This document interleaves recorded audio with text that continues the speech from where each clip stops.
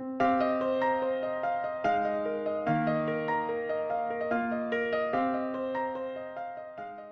continuaremos estudiando la carta del apóstol Pablo a los Gálatas. Así es que les imploro, hermanos, que vayamos a esta carta. Carta de Pablo a la iglesia de Galacia.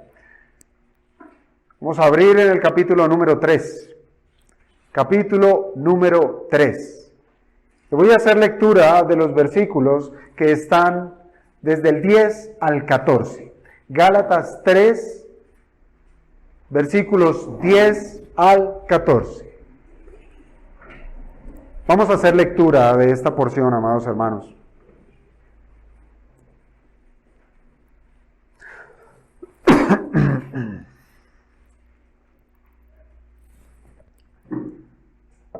Gálatas 3, versículos 10 al 14.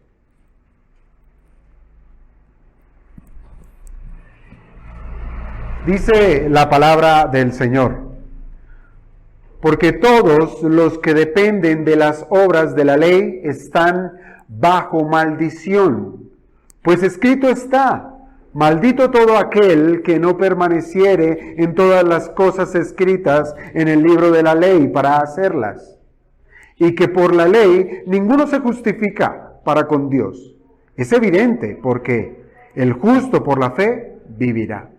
Y la ley no es de fe, sino que dice: el que hiciere estas cosas vivirá por ellas. Cristo nos redimió de la maldición de la ley, hecho por nosotros maldición, porque está escrito: maldito todo el que es colgado en un madero. Para que en Cristo Jesús la bendición de Abraham alcanzase a los gentiles, a fin de que por la fe recibiésemos la promesa del Espíritu. Padre de la gloria, te damos gracias, Señor, por esta porción que nos permites hoy acercarnos a ella.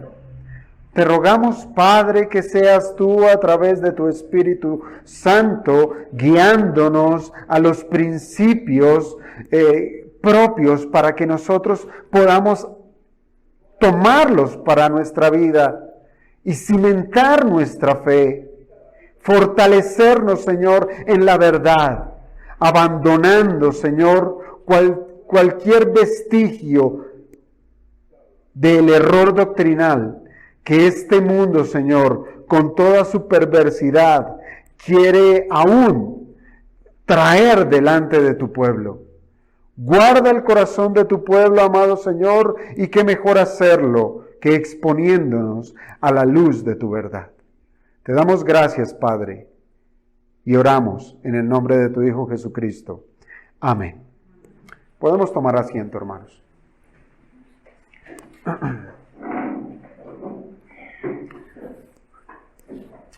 Muy bien, en la mañana de hoy daremos trámite a esta segunda parte de la argumentación teológica de Pablo que él hace precisamente para hacer frente a la falsa enseñanza de los judaizantes.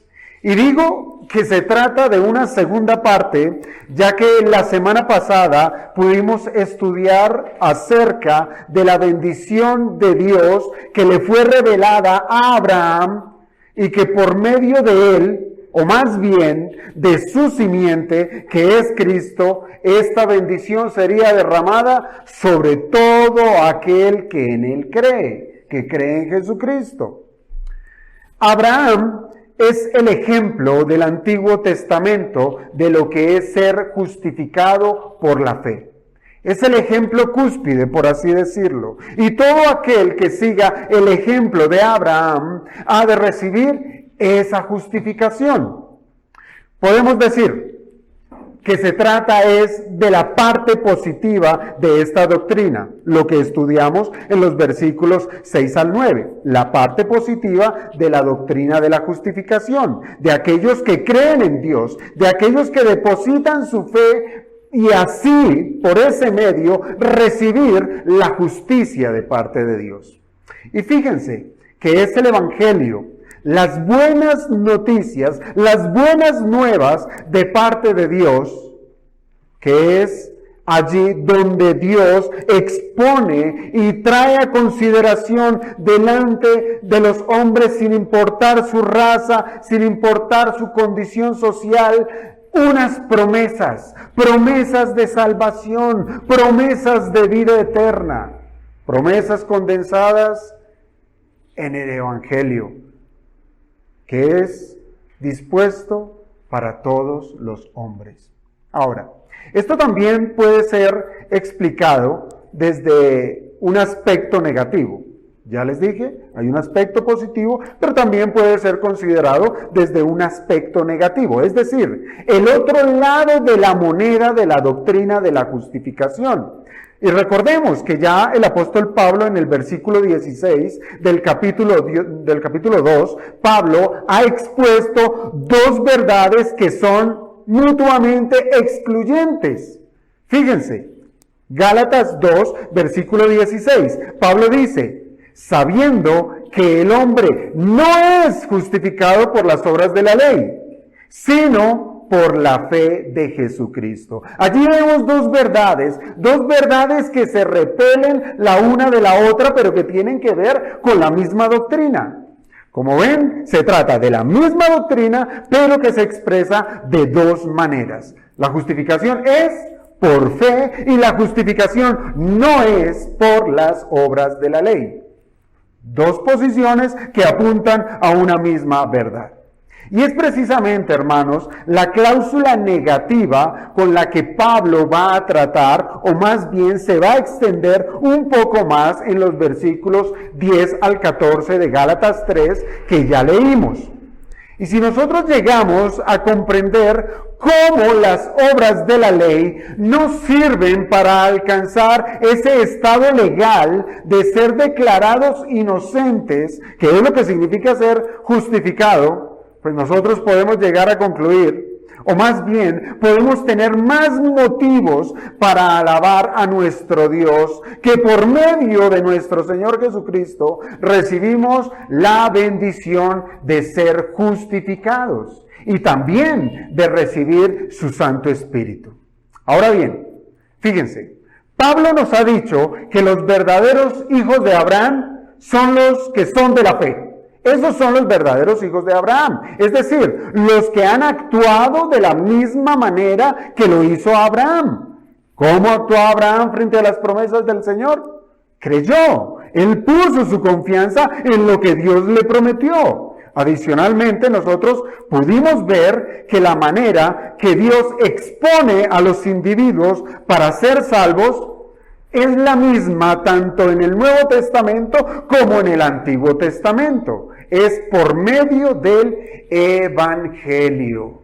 Ese Evangelio que recibimos nosotros para ser salvos es el mismo Evangelio que le fue predicado a Abraham. El Evangelio que recibió Abraham, aunque estaba en sombras, señalaba a la bendición que solo se podía encontrar en la persona de Cristo, quien fue la simiente prometida a Abraham. El Señor le dijo a Abraham, en ti serán benditas todas las naciones, refiriéndose que en ti es en su simiente, en tu simiente serán benditas todas las naciones. Allí estaba el Evangelio predicado a Abraham. Y esto quiere decir, amados hermanos, que el Evangelio es de carácter universal, ¿sí? Que tiene su alcance ¿para quién? Para todas las personas, ya que Dios no hace acepción de personas. Y esto era un golpe contundente contra la herejía de los judaizantes, ¿sí? Porque para un judío en particular, el judío que practicaba la religión judía, pues la salvación solamente estaba en la nación judía, que la salvación solo estaba en el judaísmo. Y aún así hacían una cláusula extensiva para aquellos gentiles y los traían a la fe judía, ¿sí? Pero siempre y cuando se amoldaran a toda la legislación de lo que respecta a la ley judía. Pero el Señor, ya desde el Antiguo Testamento, aún desde el Génesis, previó que esa salvación no era solo para los judíos. Y recuerden que la semana pasada habíamos hecho mención que si consideramos a Abraham, aquel caldeo, aquel que fue sacado de una nación pagana, este hombre antes de ser judío era un gentil. Entonces, allí vemos cómo el Señor, en su corazón dadivoso, extiende su bendición a todas las naciones, sin importar su raza. Ahora, no perdamos de vista, hermanos, la intención que tiene el apóstol Pablo con esta carta, ¿sí? Recordemos que la intención de Pablo es, en esta expresión, es cautivar nuevamente el razonamiento de los Gálatas, ¿sí? Los quiere traer otra vez, encaminarlos a la verdad, a que vuelvan a la verdad del Evangelio y que se resistan a ese lazo esclavizante de los judaizantes, ¿sí? ¿Por qué? Los judaizantes querían traer un lazo, el lazo de la ley, ponerlo como yugo sobre sus hombros para esclavizar su vida. Pero qué mejor, hermanos, es hacer uso de las mismas escrituras, como lo hizo el apóstol Pablo, citando el Antiguo Testamento para traer como testigo a la misma palabra, y de la misma palabra traer como testigo a un personaje que era muy amado por los judíos, como lo fue Abraham. Ahora, Abraham es citado como ejemplo universal de lo que significa ser justificado, donde se realza precisamente la confianza en Dios en un tiempo, óigame bien, donde la ley aún no había sido promulgada.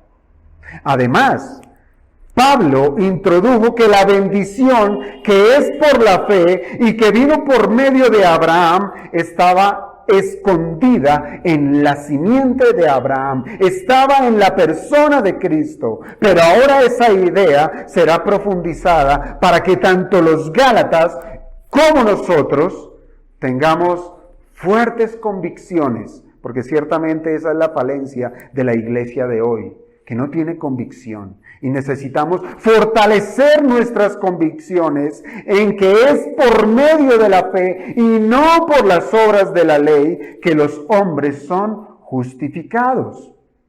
Y para ello nos presentará el apóstol Pablo varios argumentos. Argumentos que van en dos vías. Por una parte, argumentos que van a deslegitimizar a la ley como el camino de la justificación. La va a poner en evidencia y va a decir, el camino de la ley no es el correcto para usted hallarse inocente. Pero también va a traer argumentos sólidos donde se nos va a presentar la obra de Cristo como la base sobre la cual los individuos que creen sí pueden ser justificados.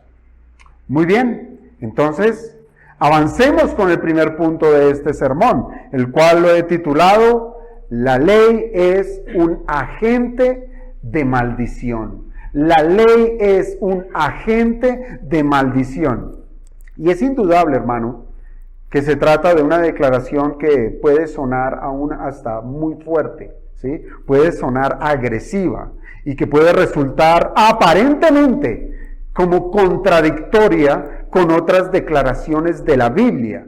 Por ejemplo, el mismo Pablo en otras porciones de sus escritos, cito por ejemplo Romanos capítulo 7, versículo 12, el apóstol Pablo dijo de la ley, de manera que la ley a la verdad es santa, y el mandamiento es santo, justo y bueno. Son tres características que son loables que presenta aquí el apóstol Pablo acerca de la ley. Ahora, ya más adelante el apóstol Pablo escribe en la primera carta a Timoteo, capítulo 1, versículo 8.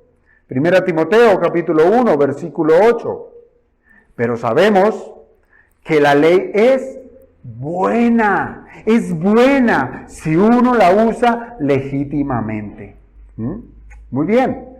Mientras que nosotros encontramos aquí en lo que estamos estudiando en Gálatas 3:10, que se nos dice, porque todos los que dependen de las obras de la ley están bajo maldición. Parece un aspecto sumamente negativo y contrario a lo que Pablo ha expuesto en otras porciones de su pluma acerca de la ley. Nos dice que los que dependen de las obras de la ley están bajo maldición, pues escrito está: maldito todo aquel que no permaneciere en todas las cosas escritas en el libro de la ley para hacerlas. Hermanos, nosotros no podemos negar que Pablo en esta porción nos está diciendo que la ley pronuncia maldición. La ley pronuncia maldición. ¿Para quién? Para aquellos que no la cumplan. Entonces, si usted hace una evaluación de su vida y rápidamente juzga su vida a la luz de las Escrituras, ¿cómo queda delante de la ley? ¿Bajo maldición? ¿Bajo maldición? Porque no cumplimos la ley de Dios. Ahora, que ponga en un estado de maldición a los individuos que la incumplan, que incumplan la ley, no significa que la ley deje de ser santa, justa y buena. No lo excluye. La ley puede condenarnos como malditos, pero la ley no deja de ser ni santa, ni justa, ni buena. Pero este tema será tratado más adelante cuando el apóstol Pablo nos enseñe cuál es el propósito de la ley. Y vamos a ver resaltadas estas virtudes. Pero en lo que respecta a que la ley es un agente de maldición, es porque tiene como alcance acusar a los hombres. Eso es lo que hace la ley, acusar a los hombres que no cumplen con sus demandas, dejándolos en un estado de ¿qué? De condenación. De condenación. Y el argumento es sumamente claro. Pablo dice que si los gálatas están dispuestos a continuar bajo las intenciones, bajo la influencia de los judaizantes de pretender guardar la ley como medio de salvación, ellos están muy equivocados, pues estarán usando la ley, como lo citó el apóstol Pablo a Timoteo, usarán la ley de una manera ilegítima. Usarán la ley de una manera ilegítima, pretendiendo alcanzar lo que la ley no está prometiendo. Y aún así, es como usar la ley para algo que no es. Es como usar una herramienta que ha sido diseñada con un fin para otra cosa. Es como tomar un cuchillo afilado. Piénsalo usted, un cuchillo bien afilado, pero en lugar de tomarlo por el mango, de tomarlo por el cabo, lo toma usted por el lado de la hoja afilada, pretendiendo que se trata de una herramienta que le puede ayudar para martillar o qué sé yo. Pero ¿cuál va a ser el resultado? El resultado será que usted va a tener una mano completamente ensangrentada e inutilizable, porque usó la ley de una manera, o bueno, en este ejemplo, usó el cuchillo de una manera que no era debida. Así es que pretender usar la ley como el camino para ser declarado inocente delante de Dios es una manera errada de entender que el hombre puede obedecer la ley. Esa es la premisa de lo judaizante. La premisa de lo judaizante es que él sí puede obedecer la ley. Y ahí es donde llega a equivocarse también. Y ahora, Pablo cita el Antiguo Testamento precisamente para resaltar su argumento que la ley solo sirve para condenar y no para justificar. ¿Sí? La ley sirve para condenar, mas no para justificar. Y cita es Deuteronomio capítulo 27, verso 26.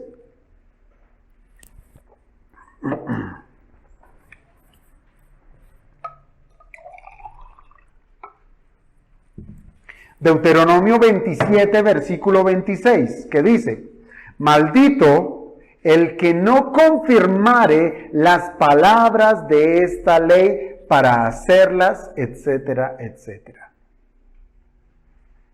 Hermanos, es de distinguir que Pablo introduce dos variantes al citar Deuteronomio, las cuales tienen que ver con la totalidad. ¿Sí? Con la totalidad. ¿Qué dice Pablo al citar Deuteronomio 27, 26? Él dice: maldito todo aquel, allí está la variante, todo aquel, que implica que totalidad, que no permaneciere, otra vez, en todas, totalidad, en todas las cosas escritas en el libro de la ley. ¿Para qué? Para hacerlas. Ahora, yo pregunto, ¿por qué todo aquel que no guarde toda la ley está bajo maldición? Bueno,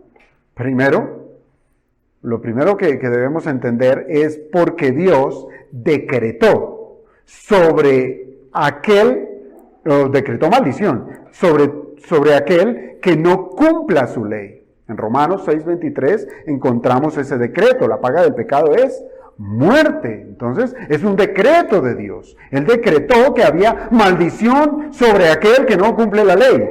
Ahora, ¿qué es eso de pecado? Y el apóstol Juan pues nos lo aclaró alineando la expresión de pecado con la ley.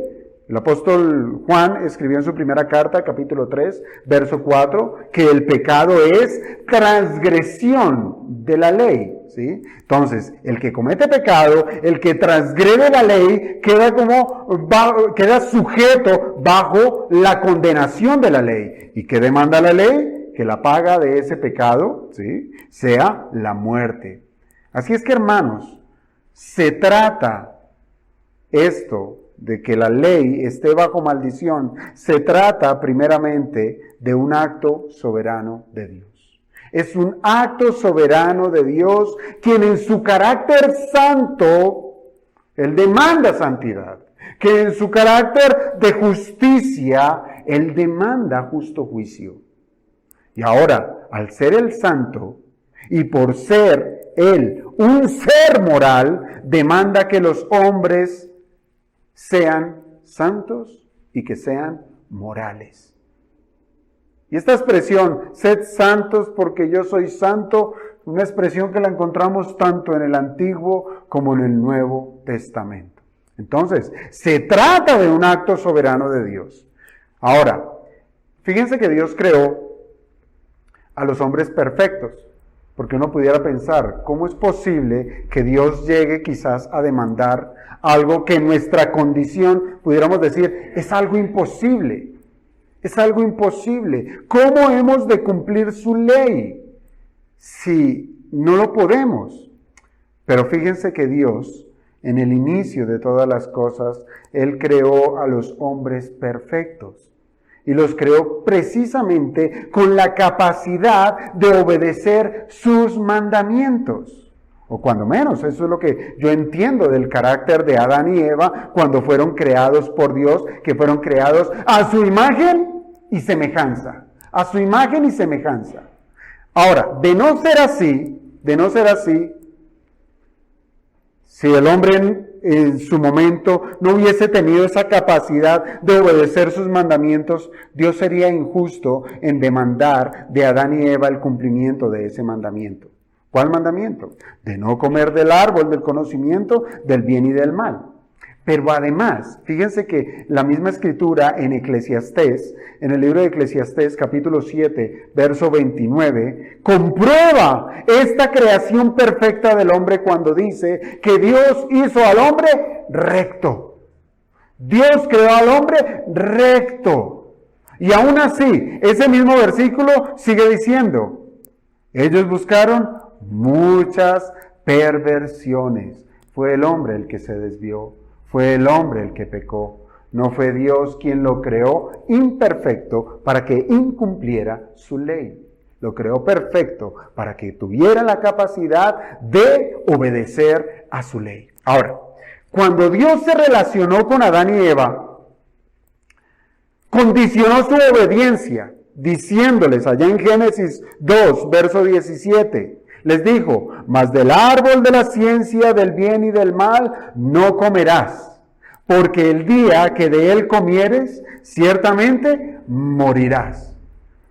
Hermanos, esto quiere decir que la desobediencia le resultaría en maldición.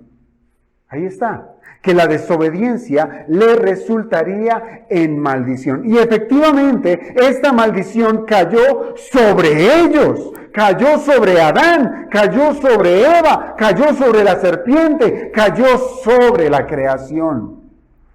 Y cayó también sobre toda la raza humana, al ser Adán la cabeza federal, aquel hombre que representaba a toda la humanidad.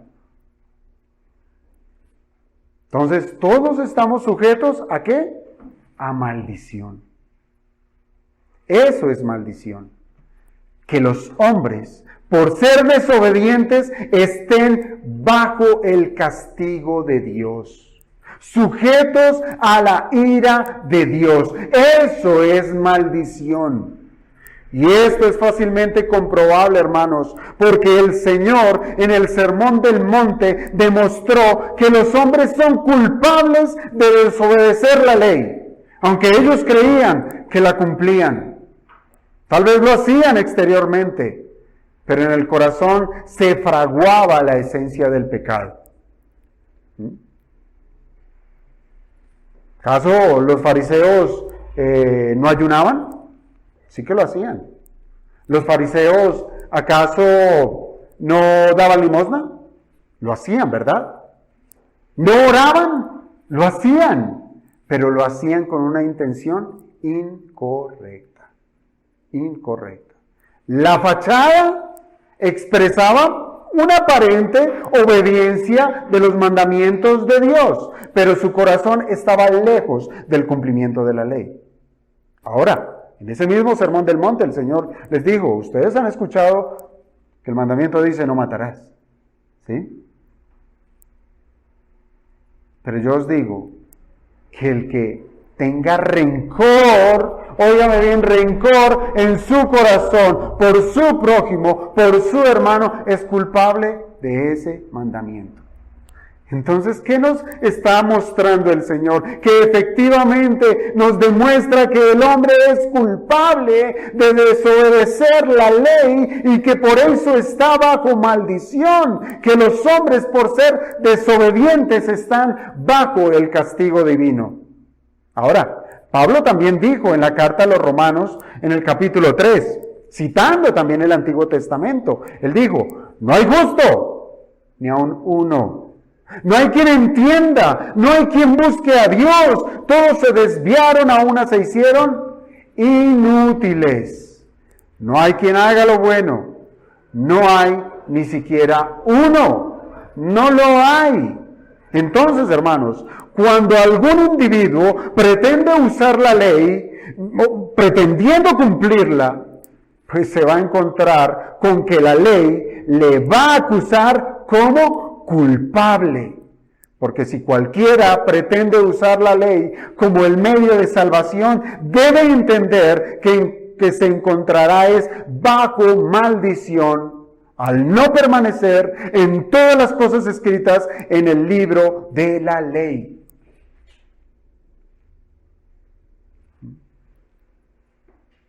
Fíjese, Santiago, él dijo lo mismo, pero con otras palabras, allá en el capítulo 2 de su carta, en el versículo 10.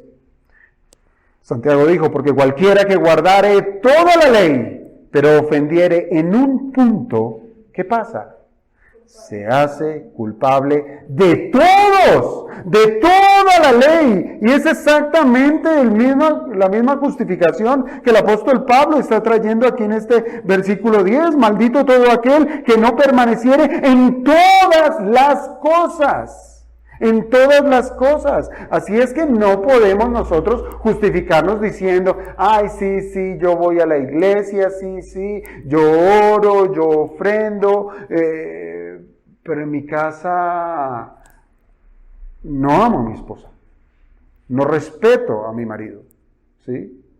No proveo para los míos. Si falla en una, es culpable de toda la ley de Dios. Entonces, ¿qué tenemos aquí? Que efectivamente la ley es un agente de maldición. Es un agente de maldición. Ahora, en segundo lugar, el segundo argumento que trae el apóstol Pablo es que Dios declara que la justificación es por la fe, ¿sí? Que la justificación es por la fe. Y se trata de un argumento en donde nos denota un solo camino. No hay dos, uno solo. Y declara que la justificación es por la fe. Gálatas 3:11. Y que por la ley ninguno se justificará para con Dios, es evidente, porque el justo por la fe vivirá. El justo por la fe vivirá. Ahora, más que un argumento, este versículo trata, es como la conclusión más bien, o las conclusiones que se pueden sacar del versículo anterior, del versículo 10. ¿Cuáles son esas conclusiones? 1, la ley no justifica. 2, la fe sí justifica. Esas son las conclusiones que nos presenta este versículo. Así es que, hermanos, es imposible que un hombre sea justificado por la ley, y no solo es por la incapacidad del hombre en cumplirla, o por el propósito de la ley misma, que es la de condenar, ¿sí? Sino además porque Dios ha designado una sola forma de justificación. Dios no usó o no dio la ley para justificar al hombre. No la dio. La ley es para condenar. Y además de eso, el hombre es incapaz de obedecer a esa ley. Y en cuarto lugar, Dios designó, fue una sola forma de justificación, y es por la fe. Y lo que Pablo pretende decir con este verso 11 es que no hay dos formas para alcanzar la salvación. No lo hay. Y es la fe el único camino que Dios ha dispuesto para que los hombres alcancen vida. Solo por medio de la fe. Entonces, espero, amado hermano, ¿sí?, que si usted se está montando en el caballito de las obras, empiece a buscar dónde dejarlo parqueado y bajarse ese caballo. Porque no es por las obras de la ley, es por la fe. Así es que, hermanos, tendríamos nosotros que ser muy confiados en nuestras obras, ¿sí? Es decir, mire, yo soy muy bueno en cumplir la ley. Tendríamos que ser muy confiados. Y más que confiados, se necesita ser hipócrita, como para alzar la mirada al cielo y decirle al Señor lo que dijo este hombre en Lucas 18. Señor, te doy gracias porque no soy como los otros hombres. Yo sí soy bueno. Esos hombres son ladrones, yo no lo soy. Ellos son injustos, ellos son adúlteros. Ni aún como este publicano. Pero miren lo que sí soy, Señor. Ayuno 2 veces a la semana. Doy diezmos de todo lo que gano. Y pretender que seremos declarados justos por esa concepción errónea de las obras. Pablo aclara que para los hombres caídos, que como ya está demostrado, todos los hombres están bajo maldición, porque todos los hombres son pecadores. Para todos los hombres caídos, que no pueden hacer lo que es bueno, porque su naturaleza caída se lo impide, solo les resta una cosa, y es levantar su mirada ¿a dónde? al cielo, al cielo, donde está ¿quién? Donde está el trono de Dios, y clamar: Dios, sé propicio a mí, porque soy un pecador. No hay otro camino, no hay otra manera de llegar a transar con Dios y decirle cuánto vale mi pecado, que yo lo pago. No hay manera. Así es que, hermanos, esto quiere decir que solo queda el camino de la gracia. Solo el camino de la gracia. Que sea Dios el agente encargado de declarar al hombre justo, según su santa voluntad. Y para ello, Pablo cita al profeta Habacuc, ¿sí? Diciendo: el justo por la fe vivirá. El justo por la fe vivirá. Pero más exactamente, Habacuc dice, si lo buscamos en Habacuc 2, versículo 4, nosotros podemos leer: he aquí que aquel cuya alma no es recta, ¿qué sucede? Se enorgullece, mas el justo por su fe vivirá. Miren, el profeta está hablando de esas calamidades que acompañaron al pueblo de Dios en medio del cautiverio en Babilonia. Y los que creyeran en Dios serían preservados para ser devueltos a su país para ser bendecidos. Es decir, no necesariamente Habacuc está hablando de vida eterna. Cuando dice: mas el justo por su fe vivirá, es que vivirá bajo la bendición de Dios, siendo traído nuevamente a la tierra que Dios les había prometido. Ahora, aunque Habacuc no se refiere directamente a esa doctrina de la justificación por fe, Pablo citó este versículo es por el principio general que allí se encuentra. ¿Cuál es ese principio? Bueno, el principio es el de confiar en el Señor para vivir sujetos a su bendición prometida. Ese es el principio que podemos sacar de Habacuc, y ese fue el sentido con el cual Pablo citó a este profeta. De confiar en el Señor para vivir sujetos, amarrados, apremiados a esa bendición prometida por Él. Cosa distinta les ocurriría a los babilonios y a los judíos incrédulos que confiaban en sus propios méritos, porque fíjense cómo lo dice allí el profeta: he aquí aquel cuya alma no es recta se enorgullece. Y efectivamente, tanto los babilonios como los judíos incrédulos que confiaban eran más en sus propios méritos que sucedía con ellos. Se enorgullecen, se enorgullecieron, ¿sí? Y al enorgullecerse, pues su entendimiento quedaba nublado, negando la realidad de sus vidas torcidas. Eso es lo que trae la conformidad a la ley. Eso es lo que trae. Orgullo. Si confiamos en nuestras obras, pues ¿qué estamos cimentando? Pues le estamos echando agua a ese corazón orgulloso que ciertamente ha de florecer muy rápido. Muy rápido. Así es que todo aquel que pretenda caminar 3 centímetros por encima del piso, tenga cuidado. ¿Por qué? Porque ciertamente está andando en su propia prudencia, ¿sí? Está confiando en sus obras. Miren, los judíos no serían liberados. En el caso de lo que nos presenta aquí el apóstol, los judíos no serían liberados por causa de sus propios esfuerzos, sino por la confianza que tuvieran en Dios. Ellos no salieron de Babilonia porque fueron más fuertes que ese imperio.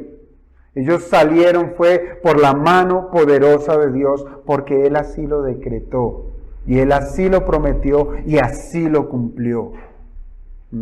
Y ese mismo principio es aplicable a los hombres que alcanzan o que alcanzarán la salvación, no por su esfuerzo, sino por creer en Dios como su pronto auxilio, como su Redentor, como su Redentor.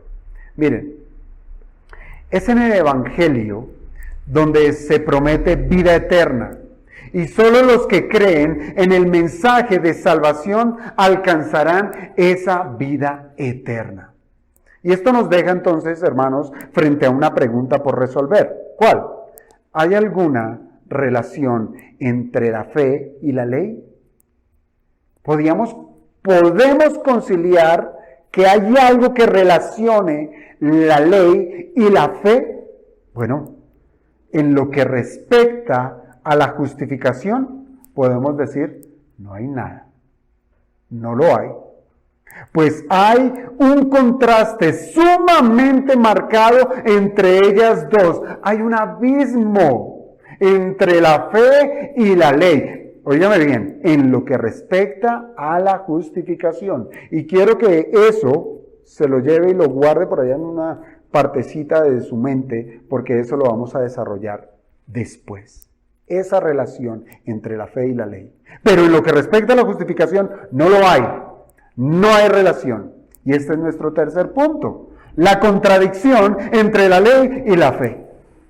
Gálatas 3:12. Gálatas 3, versículo 12. Dice Pablo, y la ley no es de fe. Miren, ya de entrada el apóstol Pablo está diciendo no hay relación. No la hay. La ley no es de fe. Sino que dice, el que hiciere estas cosas vivirá por ellas. Nuevamente, ¿qué hace el apóstol Pablo? Cita el Antiguo Testamento. Ahora, al citar Pablo el Antiguo Testamento, y esta vez citando el libro de Levítico capítulo 18, versículo 5, lo hace con el propósito de justificar que la fe y la ley van por caminos diferentes. La ley va por un camino, la fe va por otro camino. Caminos diferentes. Pero ¿qué es lo que dice Levítico? Vayamos allí al pasaje de Levítico 18, versículo 5. Levítico 18, versículo 5.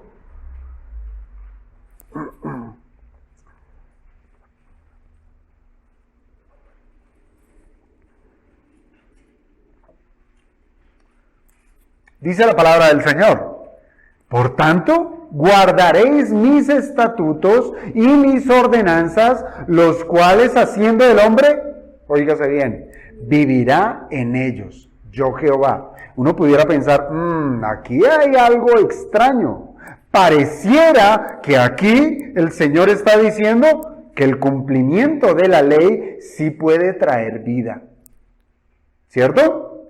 Es decir, no solo la fe trae vida, sino el cumplimiento de la ley también trae vida.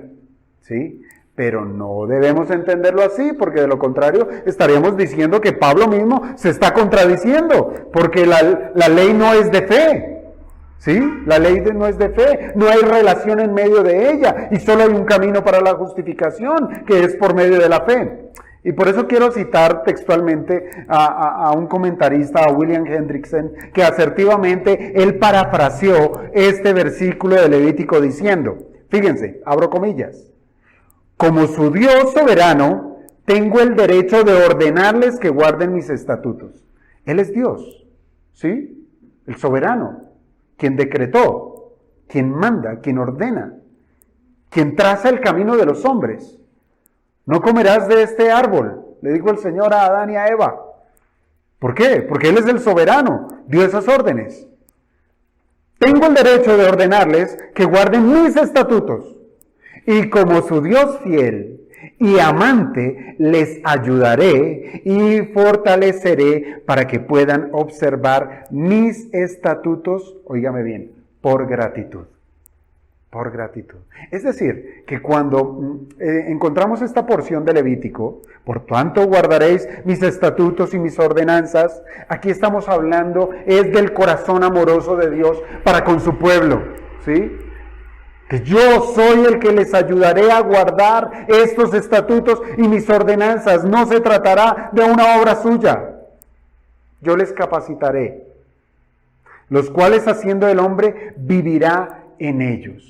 ¿Y esto qué implica? La misma idea que habíamos encontrado en Habacuc, que se trata es de unas bendiciones propiamente terrenales, de bendiciones que se dan por el cumplimiento de la ley. ¿Acaso no hay bendición cuando uno obedece al Señor? Ciertamente sí lo hay, pero esa bendición no procede de mi buen obrar, sino procede de la gracia del Señor, porque Él ha decidido bendecirnos cuando cumplimos su palabra.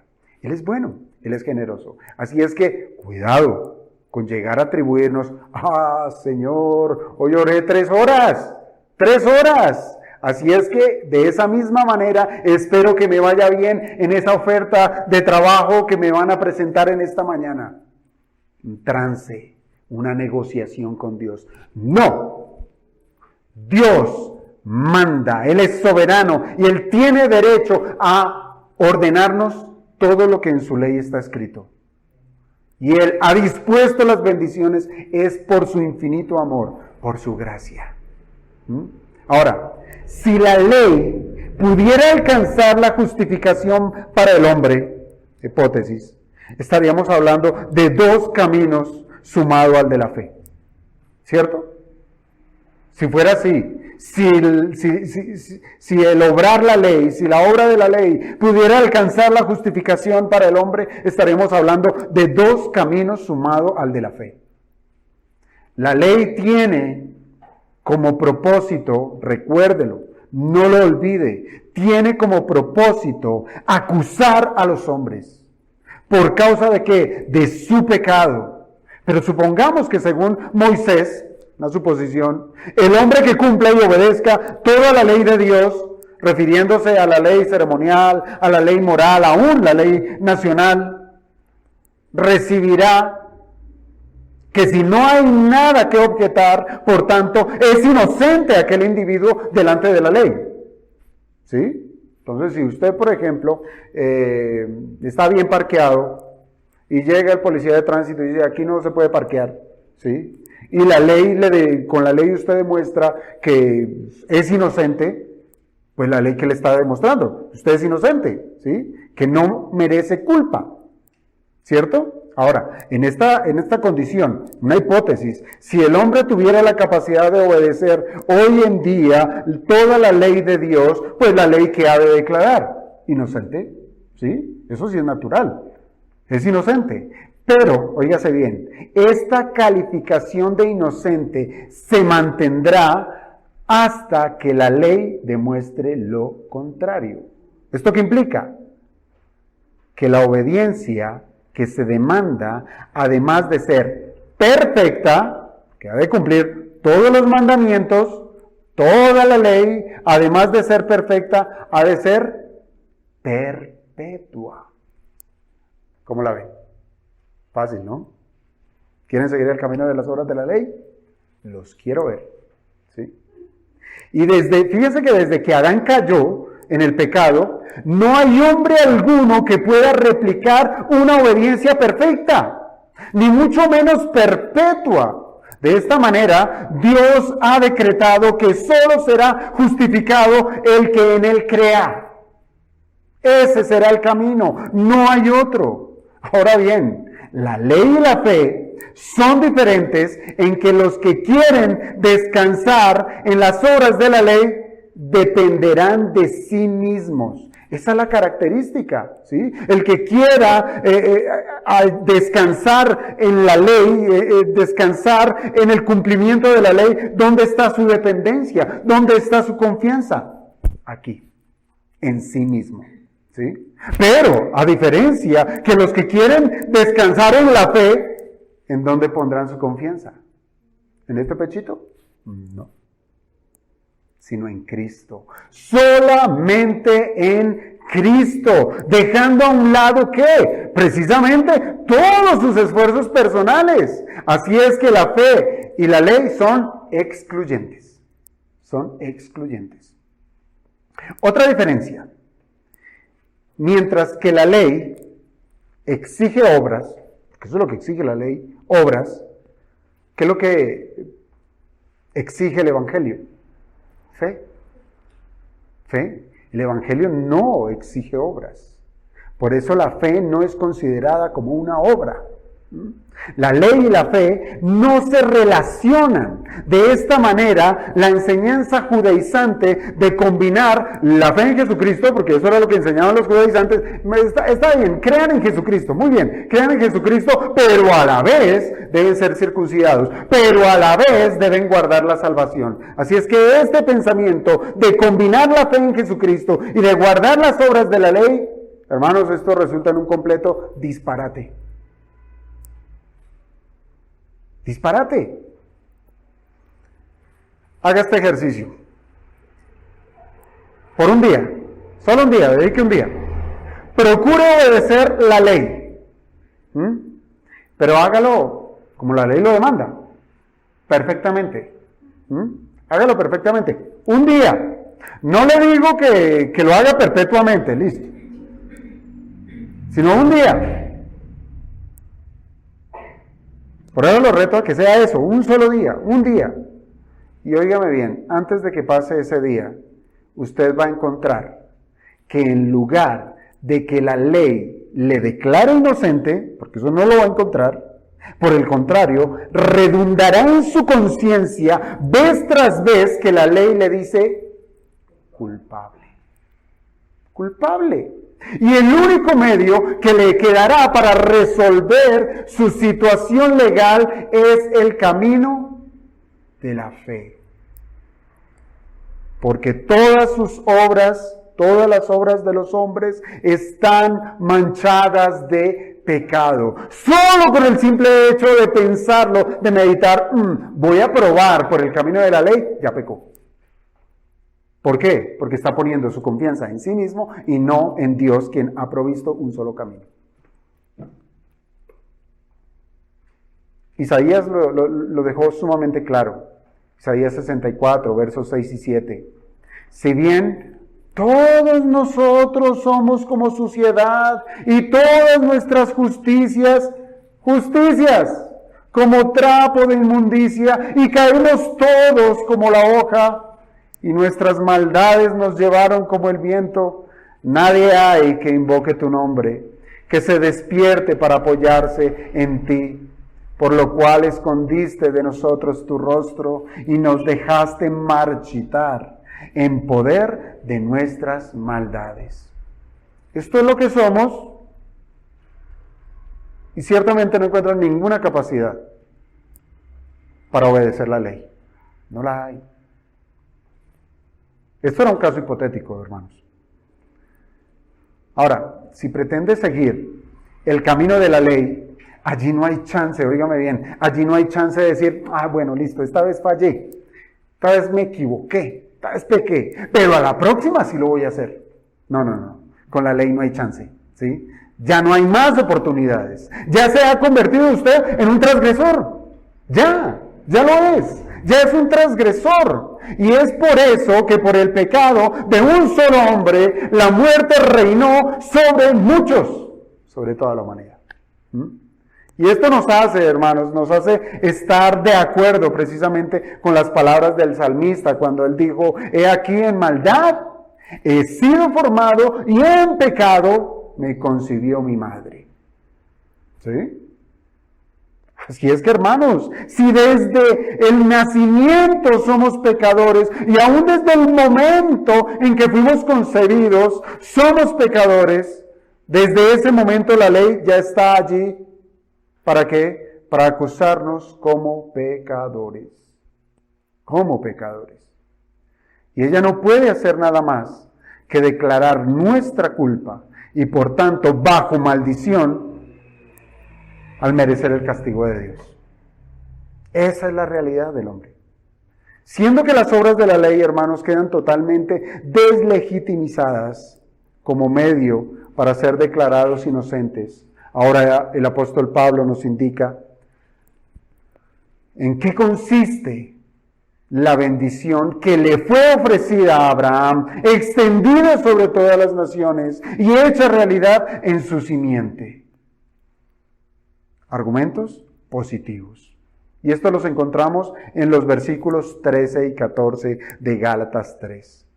En lo que lo he titulado Cristo es el único camino de la justificación.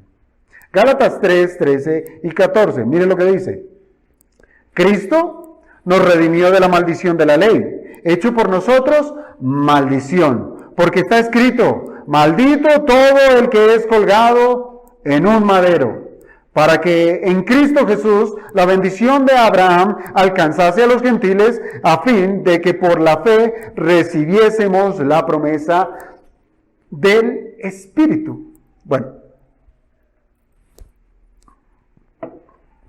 son varios los elementos que nosotros encontramos en esta explicación que nos da precisamente el apóstol Pablo en lo que concierne al camino de la fe que lleva a la justificación. Y el primero de ellos es Cristo como sustituto. Cristo como sustituto. Y el segundo es la redención como resultado de esa sustitución. Son elementos propios de la teología, son elementos sumamente densos, pero es allí donde hemos de fundar nuestra fe. Es allí donde hemos de concebir dónde estamos parados y poder poner nuestra confianza en el Señor. Así es que esta declaración que nos arroja aquí el apóstol Pablo, mostrándonos a Cristo como sustituto y la redención como resultado de esa sustitución, lo que va a hacer el apóstol Pablo es también añadirle una justificación del Antiguo Testamento. Y lo que va a hacer es precisamente testificar es el grado de compromiso de nuestro Cristo al tomar nuestro lugar. Ese es el objeto que tiene Pablo al usar el Antiguo Testamento en esta porción. Mostrarnos que Cristo estuvo altamente comprometido en rescatarnos, en liberarnos. Nosotros podemos resumir este par de versículos diciendo que este acto de redención y de sustitución redunda al alcanzar no solamente a los judíos, sino también al mundo gentil.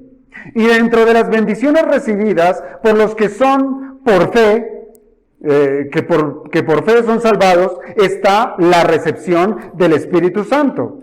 Un asunto que ya el apóstol Pablo ha tratado en el versículo 5 de este mismo capítulo 3, cuando él dijo, aquel pues que os suministra el Espíritu y hace maravillas entre vosotros, ¿lo hace por las obras de la ley o por el oír con fe? Entonces, es un tema que ya ha sido tratado. Pero bueno, Cristo, lo que necesitamos enfocarnos es aquí, es en Cristo. Cristo es aquella simiente de Abraham, que por medio de él, las naciones recibirán la bendición de Dios. Ese es nuestro punto de partida. Y la manera en que llega a ser de bendición para las naciones es con la redención. Cristo nos redimió. Así comienza el versículo 13. Pero yo pregunto, ¿qué es eso de redimir? Bueno, son palabras que quizás las tenemos mucho en nuestro léxico, pero necesitamos tener conocimiento de lo que implica esa expresión. ¿Qué es eso de redimir? Sencillamente esta palabra puede ser traducida como rescatar. Redimir o rescatar. Y tiene esa idea de aquel que va al mercado de los esclavos, de esos esclavos que son feriados al mejor postor y paga el precio. Por un esclavo, paga el precio, pero además de pagar el precio por ese mercado, lo saca al esclavo de ese lugar de esclavitud. Eso es rescatar. Y ciertamente, con esto que ha hablado de este mercado y con este lugar donde se feriaban los esclavos, usted y yo ya nos sentimos visualizados allí en aquel lugar. Ahora bien, si la humanidad está en un estado de maldición, donde se le exige tal cual a un esclavo a sufrir las consecuencias de su condenación por ser pecador, y siendo que esta condición de condenado no puede ser resuelta por la voluntad del hombre, ese esclavo y aún incluyendo las mismas obras de la ley, no le servirán para nada. Entonces es allí donde Dios interviene para dar solución al problema del pecado, de manera que sea por gracia, por medio de la fe, y a la vez que su justicia sea impartida. Tienen que darse todos los elementos para que sea perfecto. ¿Sí? Una salvación que sea por gracia, por medio de la fe, pero que aún la justicia de Dios sea impartida. Así se cumplirá que el pecado es castigado y a la vez es perdonado. Pecado castigado, pecado perdonado. Y va a ser solamente en la persona de Jesucristo. Solamente en Cristo. ¿Por qué? Porque Cristo es 100% Dios y 100% hombre. ¿Sí? Y es Cristo quien asumió el lugar del pecador, sustitución, asume el lugar del pecador, haciéndose precisamente maldición y así liberarnos de la maldición de la ley. Es decir, si la humanidad estaba maldita, ¿sí? El Señor vino a cargar con esa maldición. Él vino a cargar con esa maldición.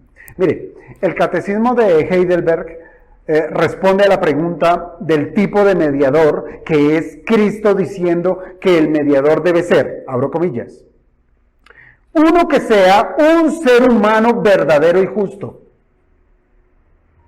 Ser humano verdadero y justo.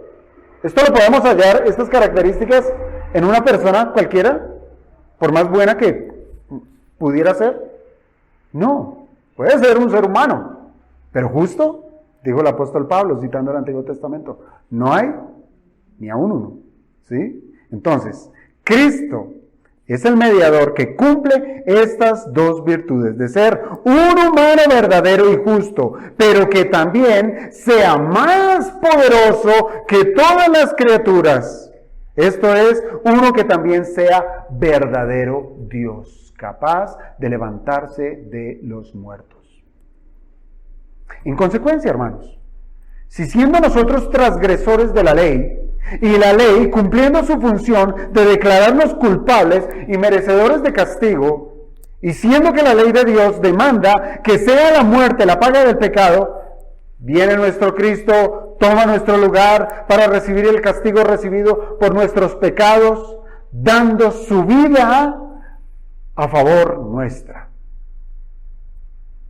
¿De qué manera? Subiendo a esa cruz romana.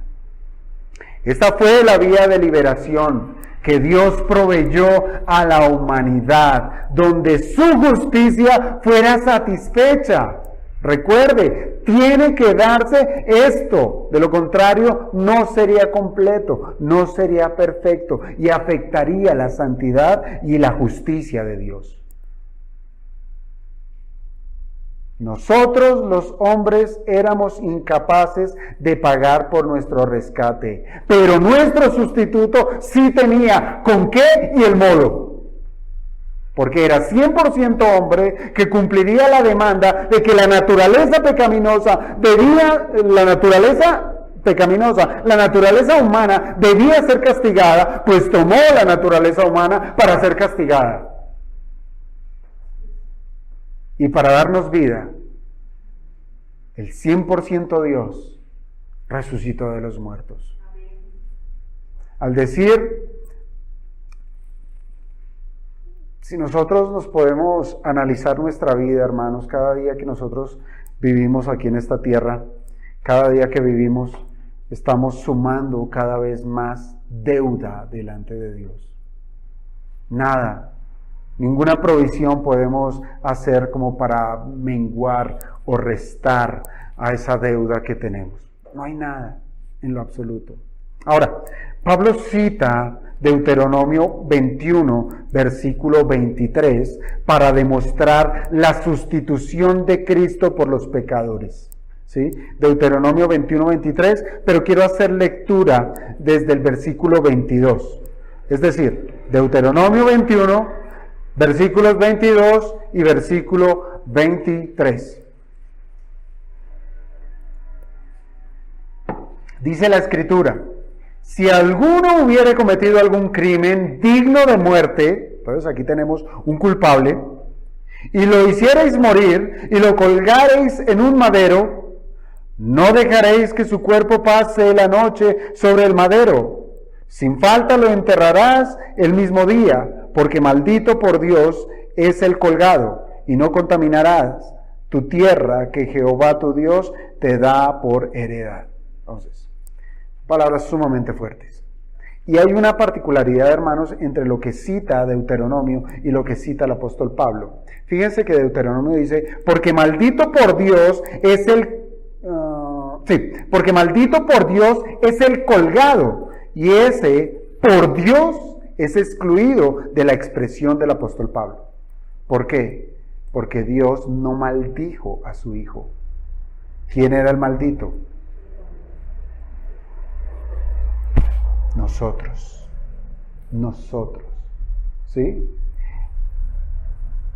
Leyendo, aquí hago un paréntesis, leyendo el comentario de Lutero de lo que concierne a esta porción de Gálatas, usa palabras sumamente fuertes para expresarse del Señor y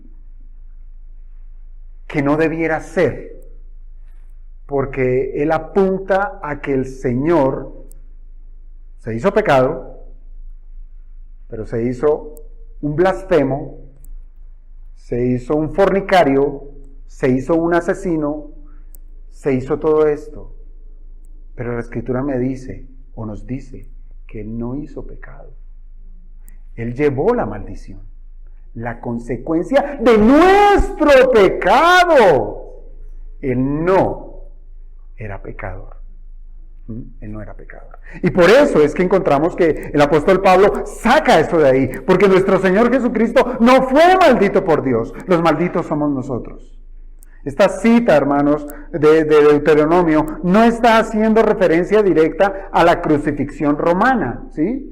Ciertamente, porque en ese tiempo esa práctica no estaba dispuesta aún. Pero sí apunta a que Cristo fue sometido a lo que se consideró como una muerte maldita, ¿sí? Ya que fue tratado como si hubiera sido un criminal. Ese es el punto, que Cristo fue tratado como un criminal.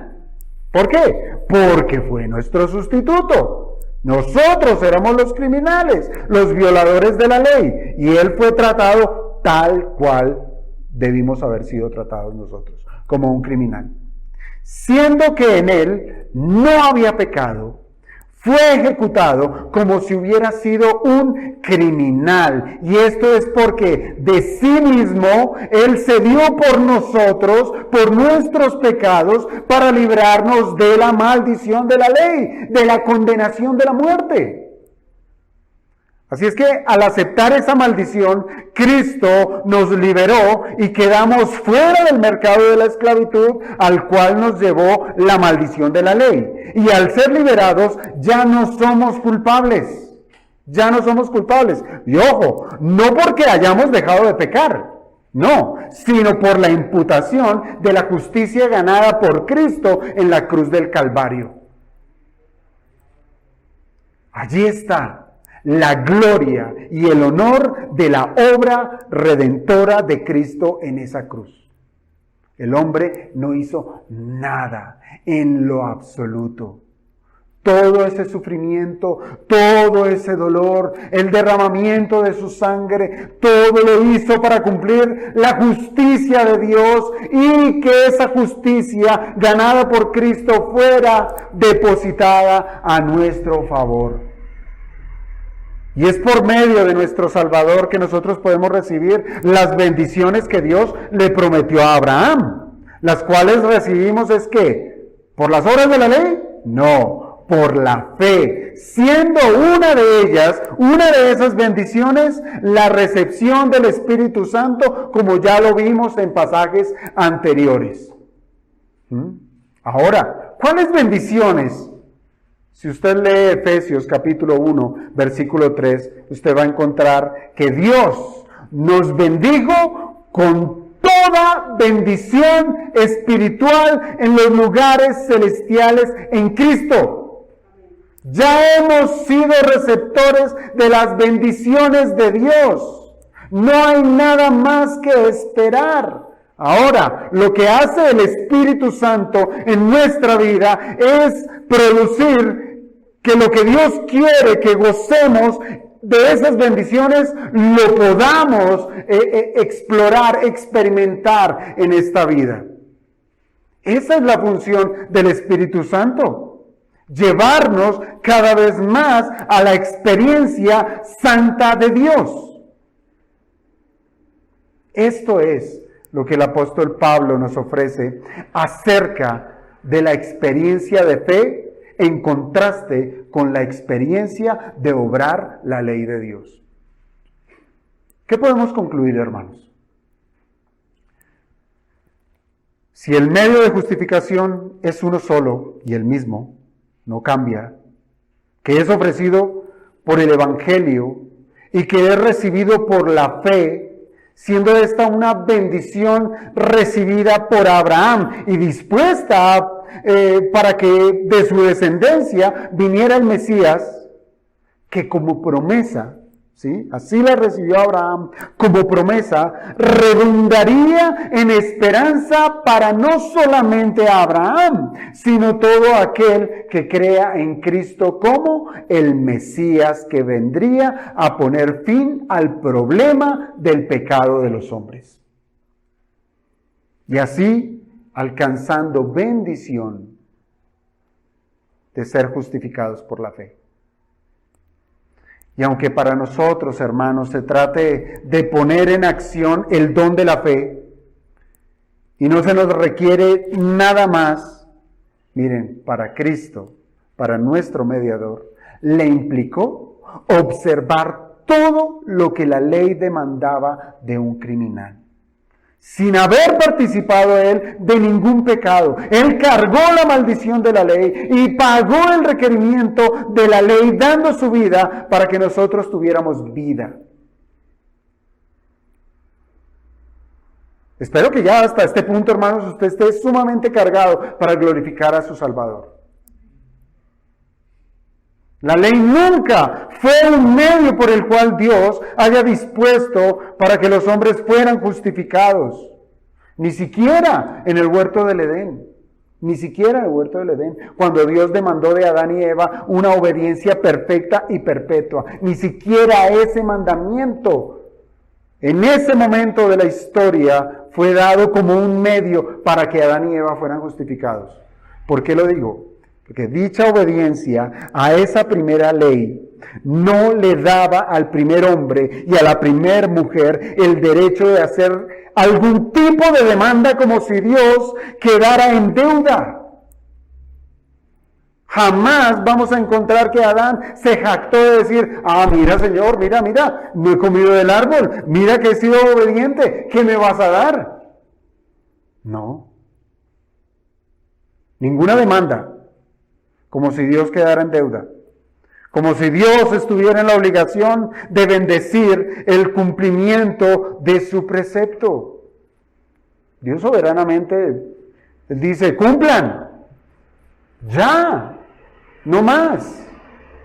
Ahora lo que debemos entender, hermanos, es que Dios voluntariamente, soberanamente y en su eterno amor, en su misericordia, en su gracia, Él agregó una promesa de bendición a su ley. Entonces, aunque Dios demandó el cumplimiento de su ley, la promesa de dar vida nace ¿de dónde? De su gracia. De su gracia. ¿Qué decía el mandamiento? No comas, obedece, de lo contrario, morirás. ¿Y de su gracia qué nace? Tendrás vida. Bendito el Señor. De esta manera, el cumplimiento de la ley ante la humanidad caída aún sigue decretando sobre cada transgresor un estado de culpabilidad. Pero la promesa de vida, que es independiente al cumplimiento de la ley, sigue siendo por gracia y recibida por medio de la fe. No hay otro camino. Esta es la esperanza de gloria con la cual Abraham descansó mirando hacia adelante. Mientras que nosotros miramos hacia atrás. hacia la cruz de Cristo. Y fue Cristo el único que pudo cumplir con todos los términos de la ley de Dios, incluyendo la demanda de condenación que había sobre nosotros los verdaderos deudores. Fue por su obediencia, hermanos, fue por su obediencia, la obediencia de Cristo, que nosotros somos bendecidos por gracia. De tal manera podemos decir nosotros que alcanzamos las bendiciones de Dios por las buenas obras. Podemos decirlo, que alcanzamos la bendición de Dios por las buenas obras, pero no por las nuestras, sino por las buenas obras de Cristo. Entonces siéntase libre, hermano, para decir que usted fue salvo por obras. Pero tenga en cuenta, no por las suyas, sino por las de Cristo. Ya que cuando confiamos en Cristo, Dios nos acredita esas buenas obras de nuestro Redentor en nuestra cuenta. ¿Qué dice la Escritura? Éramos pobres en espíritu y ahora somos enriquecidos por la obra de Cristo en la cruz. Resulta una completa incongruencia pensar que con el cumplimiento de leyes y de normatividades pretendamos ganar alguna bendición de parte de Dios. Por el contrario, si alguno de ustedes o yo pretendemos seguir por el camino del cumplimiento de la ley para hallar bendición, lo que vamos a encontrar es mayor condenación. No solo porque la ley no le podrá salvar, sino además porque usted y yo no podemos cumplir completamente la ley de Dios. Y aún, si pudiésemos cumplir la ley, las bendiciones prometidas vendrían, es por la gracia de Dios, no por nuestro cumplimiento.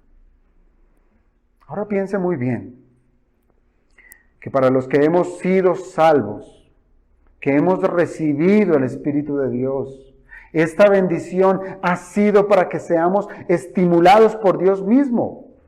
Me refiero a la bendición del Espíritu. Es eso el propósito, que Dios mismo en medio de cada uno de nosotros nos estimule para que ya no seamos dominados por la carne, es decir, por la naturaleza pecaminosa. Ahora somos dominados por el Espíritu de Dios. Ahora, ¿se ha preguntado usted si ha sido justificado verdaderamente o no?